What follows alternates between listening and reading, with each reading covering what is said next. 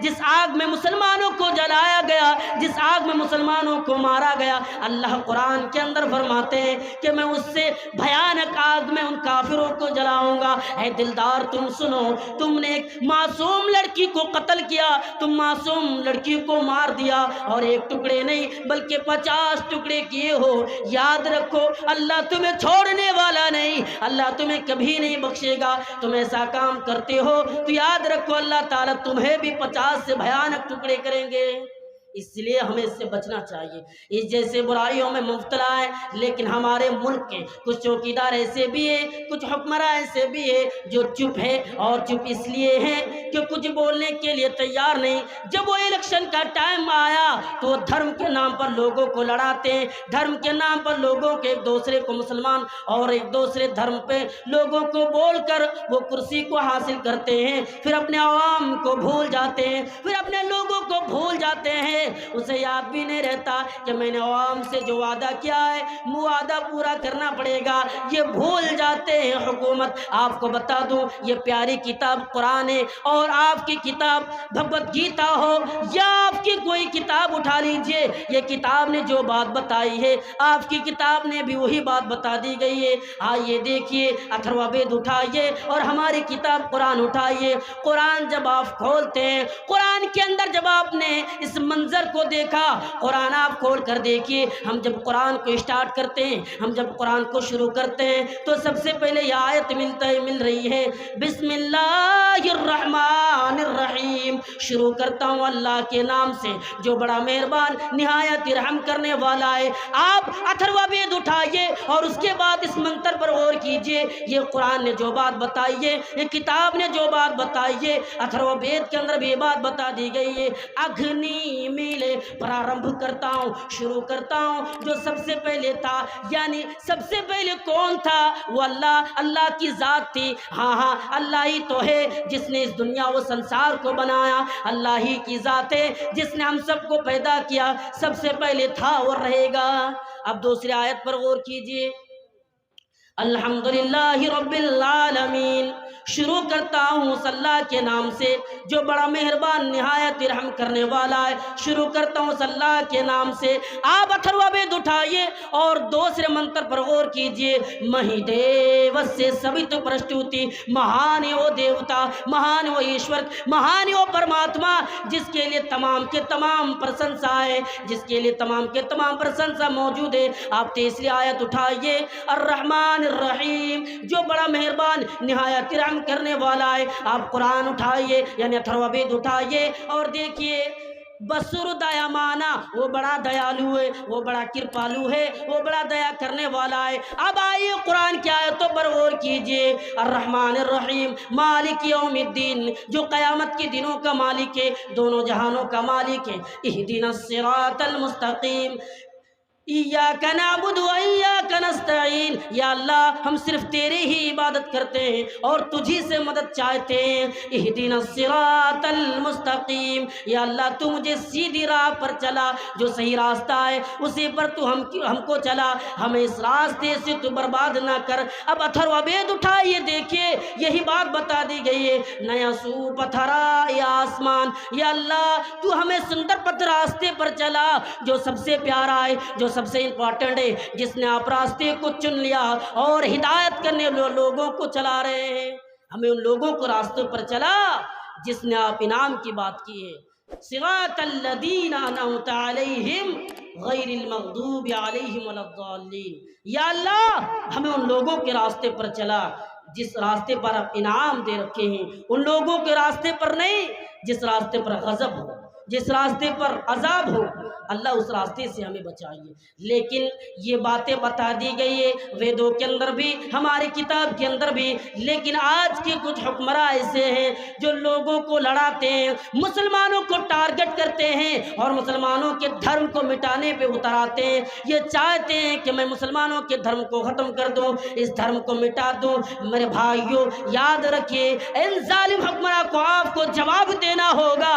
کیوں؟ اس لیے کہ آپ کے دھرم کو مٹانے آئے تو آپ کو آواز اٹھانی پڑے گی، کچھ بھی ہو جائے۔ آئیے دیکھیے اس کی کتاب بھگوت گیتا، جو عدالت میں اس کتاب پر ہاتھ رکھ کر قسم کھائی جاتی ہے، اس کتاب میں بات بتا دی گئی ہے، پاپشٹھاست یم روپم بھینکرم، جو پاپ کرے گا اس کا انجام تو بھینکر ہوگا، لیکن جو دھرم کو مٹانے آئے، دھرم کو ختم کرنے کے لیے آئے، اس دھرم کو اس سنسار کے سے مٹانے کے لیے آئے، اس کا سزا کیا ہوتا ہے؟ یدا یدہی دھرم سگل نربھوتی بھارت ابھیدھانم دھرم ستدانم سرجامیم، یعنی دھرم کو وناش کرنے کے لیے آئے، دھرم کو مٹانے کے لیے آئے تو اللہ تعالیٰ ایسے اوتار کو پیدا کرتا ہے، ایسے نبیوں کو بھیجتا ہے، ایسے لوگوں کو پیدا کرتا ہے جو ان لوگوں کو اس دنیا سے مٹا دے، اس کا کام تمام کر دے۔ یا ظالم مٹانے کے لیے اس دنیا میں فرعون بھی آیا تھا، لیکن اس کو مٹانے کے لیے اللہ تعالیٰ نے موسیٰ کو بھیجا۔ ہاں دیکھیے بہت سارے ظالم لوگ آئے، اللہ رب العالمین نے ایسے لوگوں کو نبیوں کو بھیجا اور ان کا کام تمام کر دیا۔ یہ ظالم ظلم کر رہے ہیں، لیکن اسے یاد رکھنا ہے کہ اللہ کے عذاب سے بچ نہیں سکتے۔ یہ ظالم حکمراں ہے، بھائی ظلم کر رہا ہے، لیکن ظلم میں ہمیں کیا کرنا ہے؟ اللہ سے دعا کرنا پڑے گا۔ یہ چند باتیں میں نے آپ کو بتایا۔ اب آئیے میں اپنے ٹاپک پر چلتا ہوں۔ جو میں ارادہ کیا ہوں، جس ٹاپک پر میں بولنا چاہتا ہوں، وہ ہے خوشگوار زندگی کا رہنمائی اصول۔ یہ بہت ہی امپورٹنٹ ٹاپک ہے۔ آج مسلمان دنیا میں پریشان ہے، اور مسلمان اس بات کو لے کر پریشان ہے کہ اگر میں دنیا کو بنانے کے لیے جاؤں، دنیا میں پیسہ والا بنوں تو آخرت تباہ و برباد ہو جائے گی۔ اگر آخرت کے لیے میں نیکی کروں تو دنیا کو نہیں بنا سکتے، یہ غلط ہے۔ یہ جو سوچ رہا ہے اور جو آپ کو مشورہ دے رہا ہے یہ بھی غلط ہے، اور آپ جو سوچ رہے ہیں یہ بھی غلط ہے۔ اب آئیے، یہ کچھ اصول ہے، تقریباً 10 اصول ہے، میں آپ کے سامنے بیان کر رہا ہوں۔ آپ دل تھام کر بیٹھے اور ان اصولوں کو سنیں، آپ کا یہ جو جلسے میں آنا کامیاب ہو جائے گا۔ لیکن آپ آ کر سننے کے بعد ساری باتیں ہی پر رکھ کر چلے جا رہے تو کوئی فائدہ نہیں۔ اب آئیے دیکھیں ان اصولوں پر غور کیجئے کہ ہماری زندگی میں خوشیاں کیسے آئے، ہماری زندگی میں تبدیلی کیسے آئے، ہماری زندگی سے بے چینی کیسے دور ہو۔ ہم یہ سوچتے ہیں کہ آخرت کو کیسے بنائیں، دنیا کو کیسے بنائیں، اس سوچ میں ہم پریشان ہو جاتے ہیں اور زندگی گزر جاتی ہے۔ جوانی گزر گئی، پھر وہ زندگی ہم کو ملنے والی نہیں، پھر ہم تباہ و برباد ہو جاتے ہیں۔ آئیے ان اصولوں پر غور کیجئے۔ نمبر 1، آپ کو سب سے پہلے ایمان و عمل کرنا ہوگا، یعنی ایمان لانا ہوگا اور عمل کرنا ہوگا۔ آپ ایمان لانے کے بعد عمل نہیں کر رہے ہیں، عمل پہ اتر نہیں آ رہے ہیں، اس کا مطلب آپ کی زندگی میں کبھی خوشیاں نہیں آ سکتی ہے۔ آپ یہ چاہتے ہیں کہ ہماری زندگی میں خوشیاں آئے، ہماری زندگی سے بے چینی دور ہو جائے، تو ہمیں کیا کرنا پڑے گا؟ ایمان لانے کے بعد عمل کرنا پڑے گا۔ اب قرآن کریم اٹھائیے، اللہ تعالیٰ فرماتے من عمل صالحا من ذکر او انثى وهو مؤمن فلنحيينه حیاة طیبة ولنجزینهم اجرهم۔ اللہ تعالیٰ فرماتے جو شخص ایمان لائے، یعنی جو شخص نیک عمل کرے، بشرطے کہ مرد و عورت وہ ایمان لائے اور نیک عمل کرے، یقیناً ہم ان کی زندگی کو چینج کر دیں گے، ان کی زندگی خوشحال زندگی بنا دیں گے، ان کی زندگی میں جو تنگی ہے ان تنگی کو دور کر دیں گے، پریشانی کو دور کر دیں گے اور خوشیوں کو ڈال دیں گے۔ پھر اللہ تعالیٰ نے یہ بات بتا دی گئی ہے، اے لوگو الذین آمنوا وعملوا الصالحات طوبی لهم حسن مآب۔ اللہ فرماتے ہیں جو انسان ایمان لائے اور نیک عمل کرے، میں وعدہ کر رہا ہوں، اللہ فرماتے ہیں کہ میں وعدہ کر رہا ہوں ان کی زندگی میں خوشیوں کو ڈال دیں گے، اور جو تکلیفیں اور مرنے کی جو تکلیفیں دور کر دیں گے، اور مرنے کے بعد بھی عمدہ ٹھکانہ ہوگا۔ یہ اللہ وعدہ کر رہا ہے، اپنے بندوں سے وعدہ کر رہا ہے، لیکن مسلمان سمجھ نہیں رہا ہے۔ مسلمان یہ سوچتے ہیں کہ اللہ کا وعدہ نہ کہ وعدہ، ارے وعدہ کیا ہے پتہ نہیں ہے، لیکن اللہ نے جو وعدہ کیا ہے یقیناً یہ سچ ہے۔ اللہ تعالیٰ نے بتایا کہ میں نے وعدہ کیا ہے اور عمدہ ٹھکانہ میں تمہیں دوں گا۔ اللہ فرماتے ان اللہ لا یخلف المیعاد، اللہ کا وعدہ برحق ہے، اللہ کا وعدہ سچ ہے، اللہ وعدے کے خلاف نہیں اتر آتے۔ کبھی وعدے کو بندوں سے کیا ہے، وعدے کے خلاف نہیں کرتے۔ ارے اللہ نے ہمیں پیدا کیا اور وعدے کے خلاف جائے؟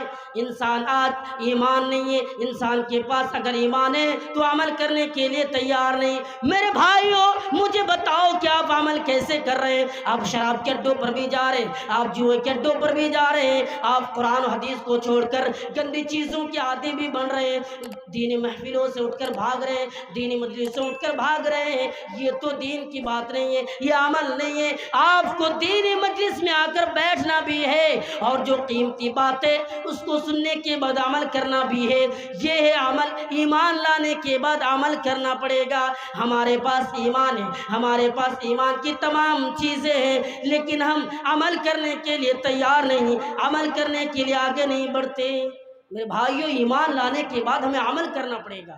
اسی لیے قرآن کریم کے اندر اللہ تعالیٰ نے فرمایا جو انسان ایمان لائے اور عمل نہ کرے تو میں یقیناً ان کی زندگی میں کبھی خوشیوں کو نہیں ڈالیں گے، وہ خوشگوار زندگی نہیں گزر سکتے، وہ کبھی کامیاب نہیں ہو سکتا جو نیک عمل نہ کرے۔